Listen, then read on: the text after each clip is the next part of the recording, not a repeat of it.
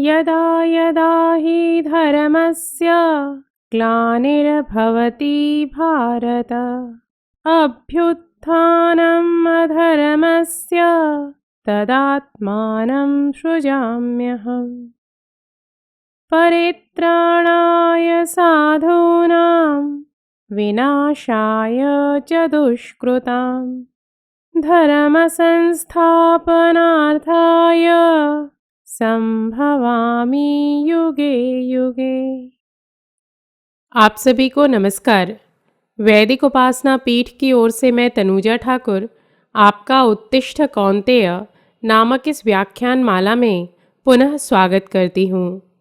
राष्ट्र रक्षण एवं धर्म जागृति से संबंधित इस व्याख्यान माला को भगवान शिव के चरणों में वंदन कर आरंभ करती हूँ। आज का विषय है कश्मीरी पंडित विस्थापित क्यों हुए। आज 19 जनवरी है और हिंदू बाहुल्य राष्ट्र के लिए यह एक काला दिवस है, क्योंकि आज के दिवस अर्थात 19 जनवरी 1990 को सामूहिक रूप से कश्मीरी हिंदुओं को अपने स्वर्ग समान कश्मीर प्रदेश को मुसलमानों के आतंक के कारण छोड़ना पड़ा और यह दिवस कश्मीरी हिंदू विस्थापन दिवस के रूप में स्मरण किया जाता है। किंतु दुख की बात यह है कि आज 26 वर्ष पूर्ण होने के पश्चात भी कश्मीरी पंडितों के साथ ना ही न्याय हुआ है और ना ही उनके पुनर्वासन हेतु कुछ ठोस उपाय योजना निकाली गई है। कश्मीरी पंडितों के नरसंहार एवं निष्कासन की 26वीं पुण्यतिथि पर आप सबको कश्मीर में हुए उन पर अत्याचार के विषय में जानकारी मिले एवं 26 वर्ष पश्चात भी कश्मीरी हिंदू भाई बहन अपने ही देश में विस्थापितों समान जीवन व्यतीत कर रहे हैं, यह सभी हिंदुओं को ज्ञात हो। इसीलिए आज यह विषय ले रही हूँ। यदि कुछ जागरूक हिंदू इस घटनाक्रम से अवगत हैं तो आपसे नम्र विनती है कि आप अपने अन्य मित्रों एवं परिजनों को यह अवश्य बताएं एवं इसे साझा कर सभी को इस सत्य से अवगत कराएं, क्योंकि जो कश्मीर में 2.5 दशक पूर्व हुआ था वही आज मुसलमान बाहुल्य केरल, पश्चिम बंगाल, भाग्यनगर अर्थात हैदराबाद एवं उत्तर प्रदेश में हो रहा है। वस्तुतः हिंदुओं पर आज देश के कई स्थानों में अत्याचार हो रहा है, परंतु विदेशी धन से संचालित आज की प्रसार माध्यम इसे बताती नहीं है। यथार्थ तो यह है कि आज सामाजिक जालस्थान पर कुछ जागरूक एवं धर्मनिष्ठ और राष्ट्रनिष्ठ हिंदू सत्य को समाज के समक्ष लाने हेतु प्रयत्नशील हैं। अन्यथा आज हमें असम, मुजफ्फरनगर, मालदा, पूर्णिया में हुए सांप्रदायिक उत्पात के विषय में जो समाचार प्राप्त हो रहा है वह नहीं मिल पाता और कश्मीरी हिंदुओं के नरसंहार समान इन समाचारों से भी आज का सर्वसामान्य हिंदू अनभिज्ञ रहता। अतः हिंदुओं समय रहते सचेत हो जाएं और कश्मीरी हिंदुओं समान अपनी दुर्दशा न होने दें। कश्मीर के हिंदू मुसलमान भाई भाई का राग अलापते रहे और उन्हीं भाई रूपी कठमुल्लों ने उनसे उनका सब कुछ छीन लिया और वे कुछ भी नहीं कर पाए। विस्थापित कश्मीरी पंडितों की हृदय विदारक स्थिति पर देश विदेश के लेखक, तथाकथित बुद्धिजीवी वर्ग, भारत का संसद, देश के सारे हिंदू, मुसलमान, धर्मनिरपेक्ष सभी मौन रहे। किसी ने भी 3.5 लाख कश्मीरी पंडितों के विषय में ना ही कुछ कहा और ना ही आज तक उन पर हुए अत्याचारों का उन्हें न्याय मिल पाया है और ना ही उनके पुनर्वास हेतु कुछ ठोस उपाय योजना निकाली गई है। तो आइए सर्वप्रथम जानते हैं कि कश्मीरी पंडितों की यह दुर्दशा कैसे हुई और कौन उनके लिए उत्तरदायी है। कश्मीर का नाम कश्यप ऋषि के नाम पर पड़ा था एवं कश्मीर के मूल निवासी सारे हिंदू थे। कश्मीरी पंडितों की विरासत वैदिक हिंदू संस्कृति जितनी ही प्राचीन है। अतः यदि कोई कहे कि भारत ने कश्मीर पर अधिकार कर लिया है तो यह सर्वदा मिथ्या है। 14वीं शताब्दी में तुर्किस्तान से आए एक क्रूर मुसलमान आतंकी दुलूचा ने 60 सहस्र की सेना के साथ कश्मीर पर आक्रमण किया और वहां पर इस्लामिक साम्राज्य की स्थापना की। दुराचारी दुलूचा ने नगरों एवं गांवों को नष्ट कर दिया तथा सहस्रों हिंदुओं का अमानवीय रूप से नरसंहार किया। बहुत सारे हिंदुओं को बलपूर्वक यातनाएं देकर मुसलमान बनाया गया। अनेक हिंदू जो इस्लाम स्वीकार नहीं करना चाहते थे, उन्होंने विष खाकर आत्महत्या कर ली एवं शेष भाग गए। आज जो भी कश्मीरी मुसलमान उस क्षेत्र में हैं, उन सभी के पूर्वजों को इन अत्याचारों के कारण बलपूर्वक मुसलमान बनाया गया था। 1947 में ब्रिटिश संसद के भारतीय स्वतंत्रता अधिनियम के अनुसार ब्रिटेन ने निश्चय किया कि मुस्लिम बाहुल्य क्षेत्रों को पाकिस्तान बनाया जाएगा। 150 राजाओं ने पाकिस्तान चुना एवं शेष 450 राजा भारत के पक्ष में थे। मात्र एक जम्मू और कश्मीर के राजा बच गए थे जो निर्णय नहीं कर पा रहे थे। परंतु जब पाकिस्तान ने सेना भेजकर कश्मीर पर आक्रमण किया तो कश्मीर के राजा ने भी भारत में कश्मीर के विलय के लिए हस्ताक्षर कर दिए।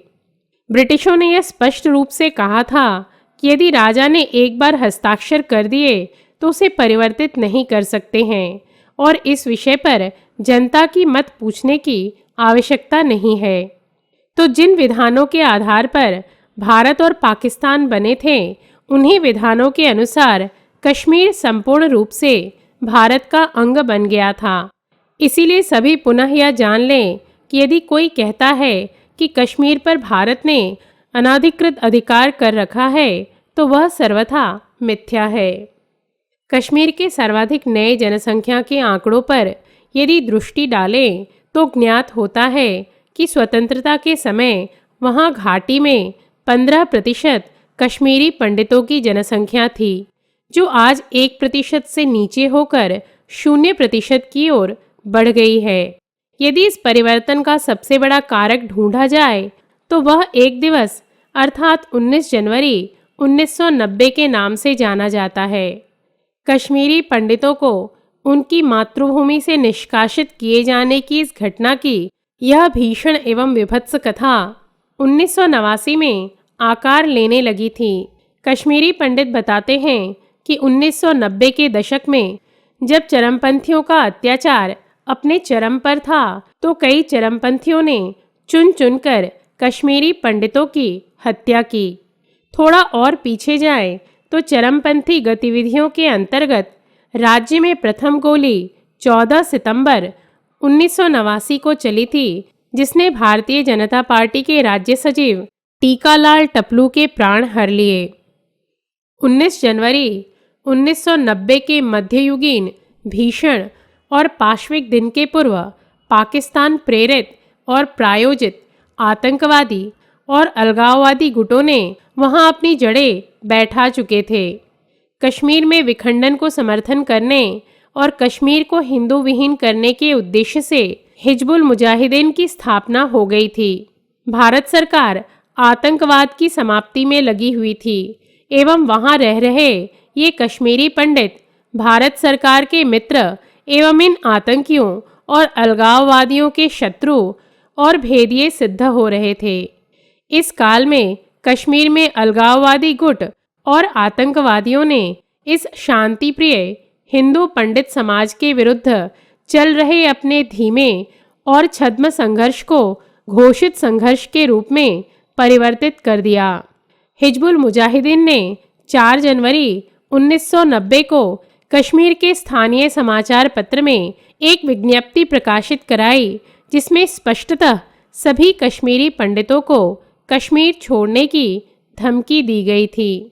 इस भड़काऊ, घृणा, धमकी, हिंसा और भय से भरे शब्दों और आशय वाली विज्ञप्ति के प्रकाशन के पश्चात कश्मीरी पंडितों में अत्यधिक भय और घबराहट का संचार हो गया।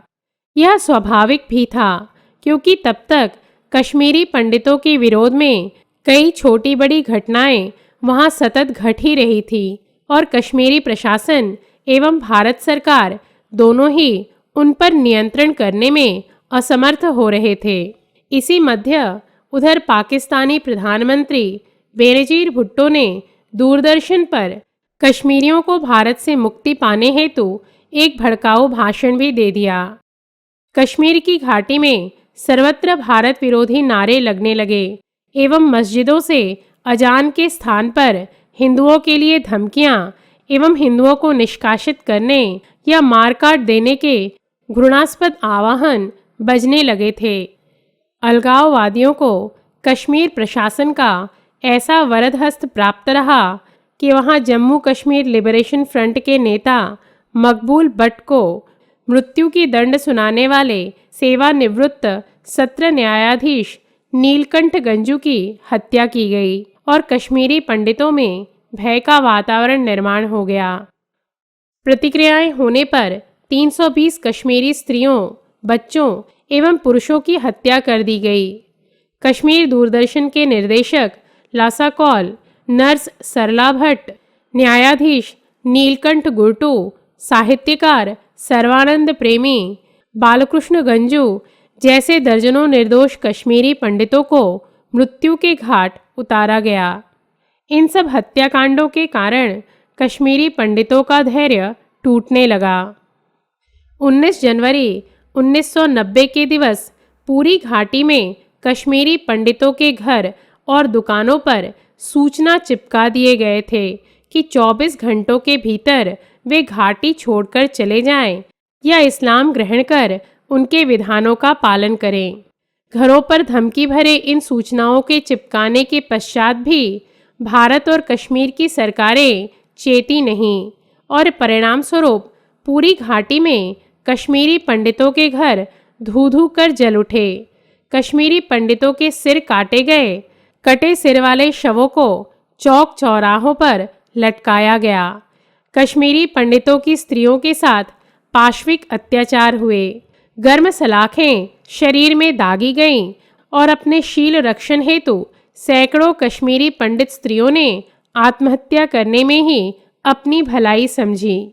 स्थिति इतनी भयावह थी कि भारत की ही धरती पर कठमुल्ले हिंदुओं से चीख चीख कर कहने लगे कि कश्मीर छोड़कर चले जाओ और अपनी बहू बेटियों को हमारे लिए छोड़ जाओ।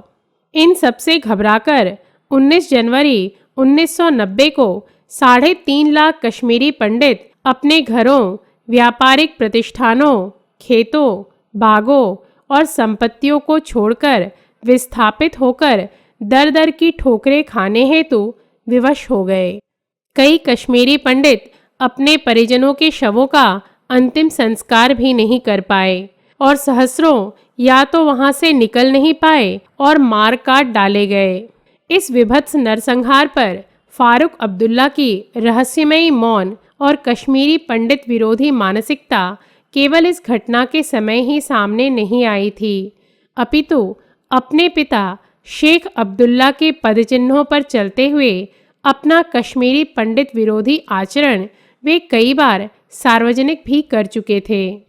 कश्मीरी पंडितों के लिए विस्थापन के पश्चात भी जो समय आया वह किसी भी प्रकार से आतताइयों द्वारा दिए गए कष्टों से कम नहीं रहा। वे सरकारी शिविरों में नारकीय जीवन जीने को विवश हुए। सहस्रों कश्मीरी पंडित दिल्ली, मेरठ, लखनऊ जैसे नगरों में अत्यधिक धूप या लू से इसलिए मृत्यु को प्राप्त हुए क्योंकि वे गर्म मौसम को सहन नहीं कर पाए थे। विस्थापित कश्मीरी पंडित अपना घर, संपत्ति और भूमि से विरहित होकर भिन्न राज्यों में अत्यधिक दयनीय स्थिति में अपना जीवन व्यतीत कर रहे हैं। आज इस निर्मम नरसंहार के 26 वर्ष पूर्ण हो चुके हैं, किंतु इन कश्मीरी पंडितों की समस्या का कोई ठोस हल अब तक नहीं निकला है। इसके विपरीत कश्मीरियों के साथ हुई इस घटना को निर्लज्ज रूप से स्वेच्छा से पलायन बताया जाता है। कश्मीर समस्या को समाप्त करने हेतु धारा 370 को समाप्त करने की मांग समय समय पर की गई है और लोकसभा चुनाव के मध्य भाजपा ने भी अपनी चुनावी कार्यसूची अर्थात एजेंडा में इसे समाप्त करने का आश्वासन दिया था, किंतु अभी तक इस दिशा में कुछ भी नहीं हुआ है। कश्मीरी पंडित विस्थापितों के संगठन पनून कश्मीर ने कश्मीर घाटी में विस्थापित कश्मीरी पंडितों को भिन्न क्षेत्र की अर्थात होमलैंड दिए जाने को ही विस्थापन की समस्या का स्थायी हल बताया है। किंतु जिन विस्थापित कश्मीरी पंडितों को 26 वर्ष में न्याय नहीं मिला है, उन्हें निकट भविष्य में न्याय मिलेगा या उनका पुनर्वासन किया जाएगा, इसमें संदेह ही है। इस हेतु अब हिंदू राष्ट्र की स्थापना करना एकमात्र पर्याय है एवं सभी हिंदुओं ने मिलकर इस महती कार्य में अपना यथाशक्ति सहयोग देना चाहिए। कश्मीर जैसी स्थिति पुनः किसी प्रदेश में निर्माण न हो, इस हेतु हिंदुओं ने सतर्क और जागरूक रहना चाहिए। भारत में मुसलमानों की जनसंख्या वृद्धि को रोकने हेतु कड़क विधान बनाया जाना, आतंक का पर्याय बन चुका पाकिस्तान को समय रहते पाठ पढ़ाना एवं आतंकवादियों को यथाशीघ्र कठोर दंड देना, यह अति आवश्यक है।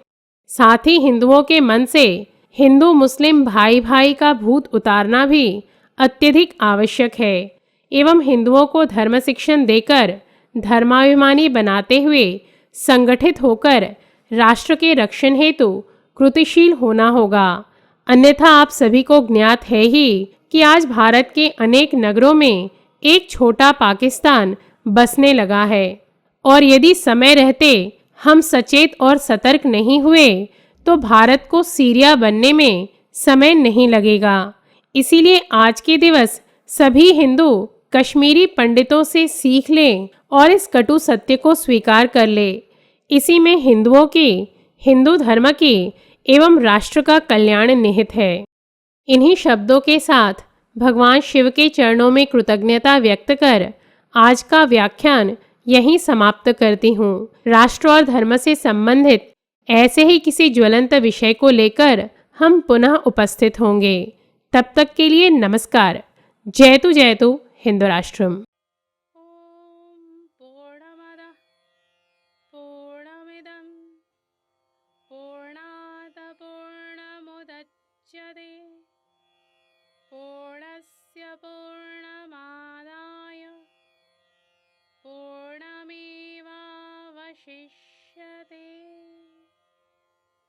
ॐ शान्तिः शान्तिः शान्तिः।